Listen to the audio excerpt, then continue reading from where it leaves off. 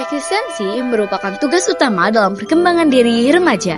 Dan media sosial yang paling digemari remaja adalah TikTok, dengan konten yang paling sering muncul di beranda konten point of view.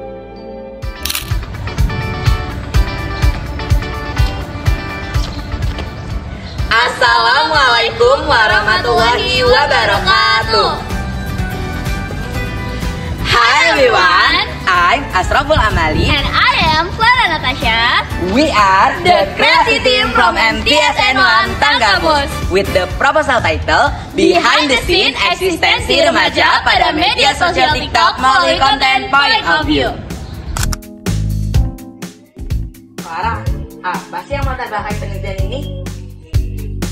Jadi, ada sebuah fenomena menarik. Ternyata, TikTok merupakan media sosial yang paling diminati masyarakat Indonesia.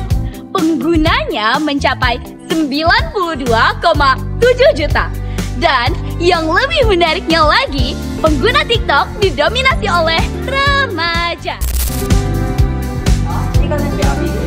Nah, di TikTok kan terlalu banyak jenis konten lain. Kenapa sih milih konten BOB? Jadi, kami memilih konten POV karena konten tersebut paling sering muncul di beranda atau FYP, atau istilahnya trending. Nah, ternyata hal tersebut sesuai dengan studi pendahuluan kami, yaitu siswa MTSN 1 Tanggamus yang banyak membuat konten POV di TikTok dengan tujuan mendapat likes dan viewers, serta konten yang dibuat trending. Terus hubungannya sama eksistensi itu apa sih? Tahukah kalian bahwa jumlah likes dan viewers mempengaruhi eksistensi diri remaja? Dan eksistensi diri merupakan tugas utama dalam perkembangan diri remaja. Namun, masih sedikit peneliti yang membahas tentang eksistensi remaja pada media sosial TikTok, khususnya konten point of view. Oh iya, aku inget tuh. Seperti penelitian Megori tahun 2022 yang meneliti konten BOB sebagai penggemar Harry Potter kan? Iya. Dan juga Elvira dan kawan-kawan meneliti tentang konten BOB sebagai alat pencitraan diri. Betul. Maka dari itu, kami memilih meneliti tentang Behind the Scene Eksistensi Remaja pada media sosial TikTok melalui konten point of view.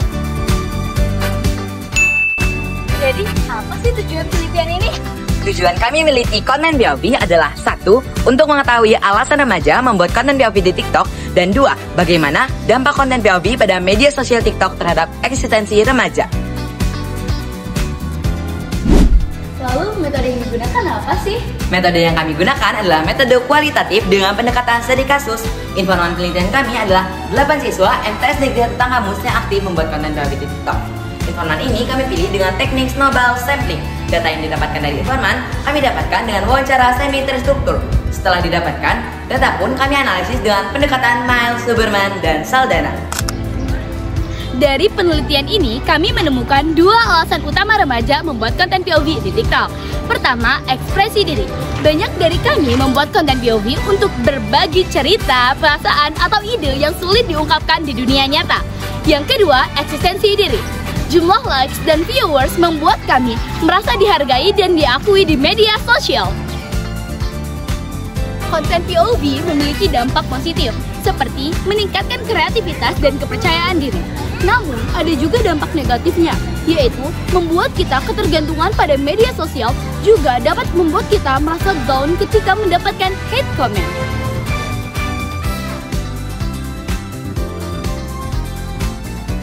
Penelitian ini kami hubungkan dengan teori presentasi diri dari Erving Goffman, yang dimana menurut teori ini media sosial seperti TikTok menjadi panggung bagi remaja untuk menunjukkan identitas yang mereka inginkan. Melalui konten BOB, kami bisa memainkan peran seperti aktor yang ingin tampil di depan banyak orang dan mendapatkan pengakuan. Dari semua yang kita jelaskan, kesimpulannya apa sih, Clara? Dari penelitian ini, kami menyimpulkan bahwa TikTok, khususnya konten POV, sangat berpengaruh dalam eksistensi diri remaja.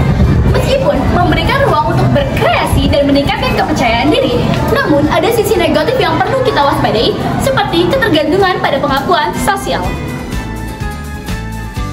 Itulah hasil penelitian kami. Kami berharap penelitian ini dapat memberikan wawasan yang lebih baik tentang media sosial, khususnya TikTok, dalam mempengaruhi kehidupan remaja.